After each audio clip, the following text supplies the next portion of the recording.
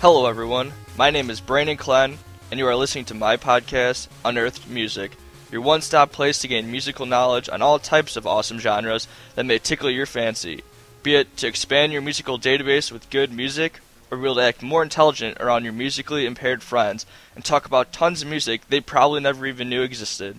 Anyways, today on Unearthed Music, we'll be diving into the underground scene known as chiptune music. If you've never heard of chiptune music, don't worry, out of the 45 people I asked, only 6 have even never heard of it. That being said, I'll explain to you all what kind of music chiptune is, how it got started, and why my people listen to it, along with the many different styles of chiptune music. First off, for all of you that don't know what chiptune music is, it is synthesized electronic music that's produced using vintage computers and old gaming consoles, primarily the Nintendo Entertainment System and the Nintendo Game Boy.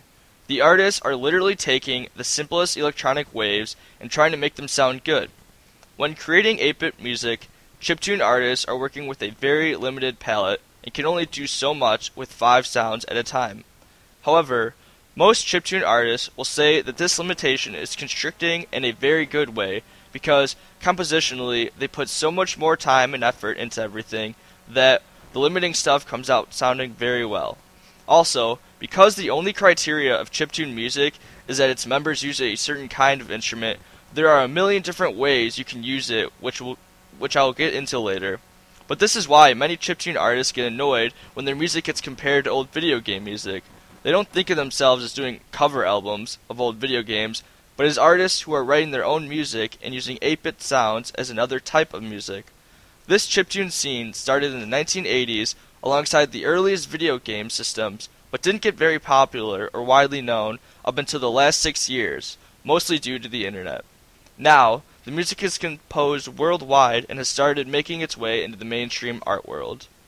Most artists working in this genre have little or no musical training and say the programs are easy to learn, along with the fact that the hardware is very cheap. Most chiptune artists say that there's just something really pure about the music and that there's a built-in nostalgia of music that began life as Super Mario Bros. And Donkey Kong sound effects. However, just about every chiptune artist will argue that their songs inspire more than fond reminiscence.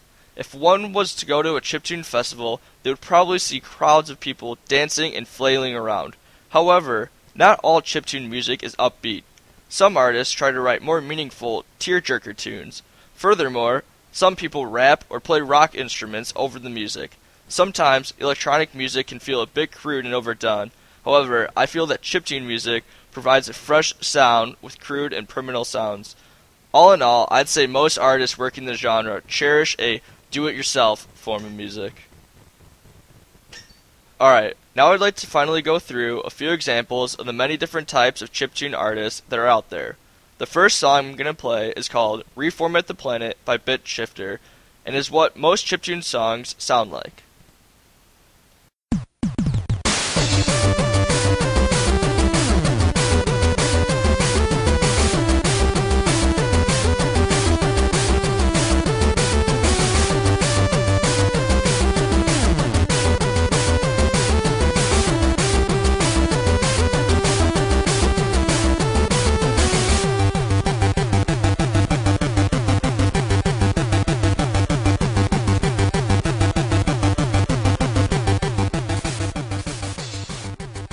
This song is a great example of a chiptune artist purist, meaning it is composed entirely out of old gaming systems, in this case Game Boys, rather than adding in lyrics, guitars, or other musical instruments, and it has also become something of a chip music anthem with concert goers. Now, the next song I'm going to play is called Airbrushed by Anamanaguchi. Unlike the previous song, Anamanaguchi combines the sounds of the 8-bit Nintendo Entertainment System with live rock instruments such as guitar, bass, and drums.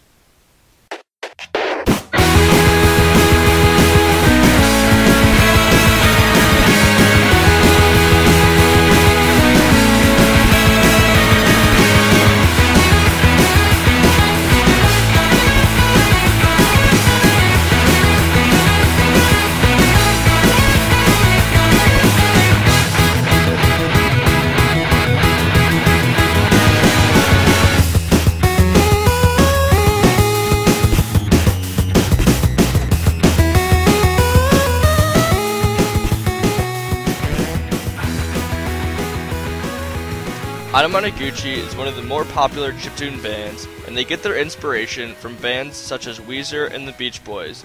They embody the triumph over youthful suburban boredom through house shows, pizza parties, and late-night video game sessions with friends, in the same way the Beach Boys did through cars, babes, and surfing.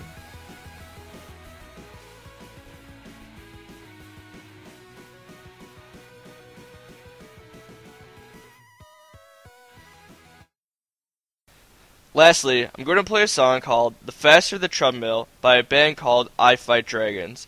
The band is made up of 5 members, and they play melodic, rock and roll type music, which they integrate seamlessly with chiptune, similarly to the previous song in that they incorporate live instruments.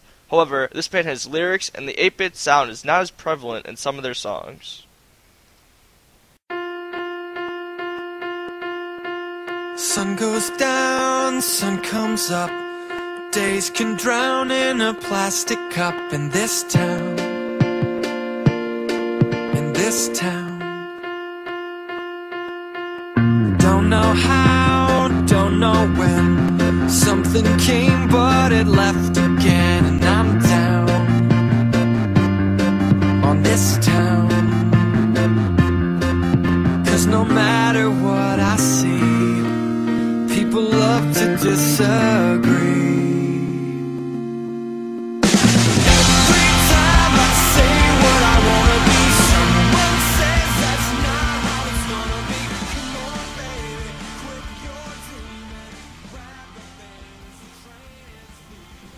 Welcome to the Breakdown is another song by I Fight Dragons, which is similar in sound, but incorporate a little more of the familiar chiptune sounds.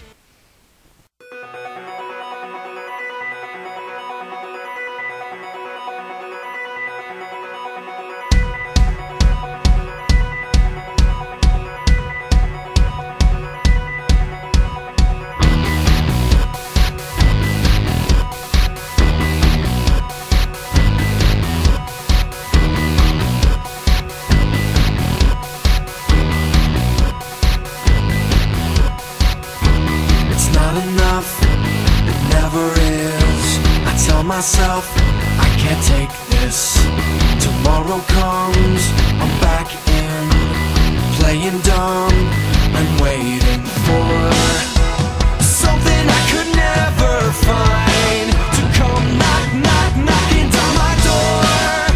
But waiting's such a waste of time, so here we go. Break me down and build me up again. I can take it. As I said, in this song, you can definitely hear the familiar chiptune music. Also, unlike Anamanaguchi, I Fight Dragons uses Game Boys to get their 8-bit sounds, while Anamanaguchi uses Nintendo Entertainment Systems. Well, that's all I have for you today. I hope you learned lots, and I'll talk to you all later on the next episode of Unearthed Music. So go out, tell the world about chiptunes, and let the downloads begin.